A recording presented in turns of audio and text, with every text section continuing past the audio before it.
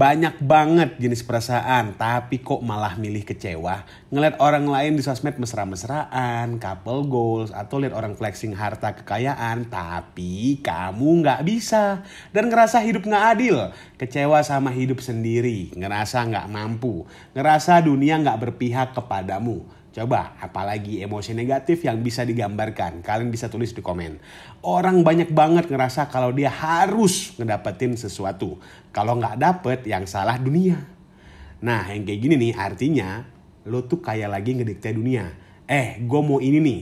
Harus ada ya di rumah gue besok. Kayak gitu. Sopankah begitu? Bukan lo gak boleh berharap yang lo inginkan terjadi. Tapi di sisi lain juga bukan berarti apa yang lo harapin itu harus terjadi. Gak gitu prinsip dunia. Kalau semua yang diharapkan manusia bisa terwujud, kemungkinan dunia ini udah chaos. Soalnya gak semua orang punya keinginan yang baik. Terus apa sih yang bisa lo lakukan biar gak kecewa mulu hidupnya?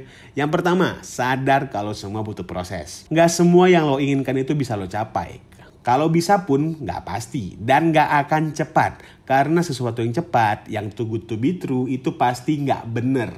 Jadi pasti akan ada proses yang harus lo lewati buat ngedapetin sesuatu. Dan ini tuh ada rumusnya. Rumusnya adalah ketika kesempatan dan keinginan kalian bertemu, maka terjadilah apa yang lo inginkan entah apapun itu. Jadi lo harus punya keinginan yang kuat dan kejar terus kesempatannya sampai akhirnya bisa bertemu dengan keinginan lo. Yang kedua, punya keinginan boleh, tapi jangan taruh ekspektasi berlebih. Yang biasanya bikin kecewa itu ekspektasi lo tidak terwujud. Ini yang harus lo kontrol karena sejatinya yang bisa lo kontrol cuma diri lo sendiri.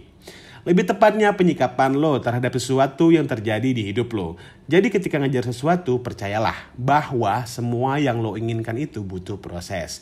Kalau belum dapat berarti keinginan dan kesempatannya belum bertemu. Jadi ya harus tetap jalan lagi, dikejar lagi, jangan patah gara-gara sekali dua kali penolakan. Yang ketiga, penolakan itu biasa. Penolakan itu normal terjadi dalam hidup. Nggak semua hal akan diterima orang lain. Jadi biasakan dirimu dengan penolakan. Nggak semua akan ditolak dan nggak semua juga akan diterima. Jadi biasakanlah dengan kenyataan tersebut. Jangan patah gara-gara penolakan kalau memang kalian benar-benar menginginkan sesuatu. Dan yang terakhir, kalau udah dikejar tapi tak kunjung datang... Gimana coba kasusnya kalau udah dikejar keinginan tapi gak kunjung datang kesempatannya?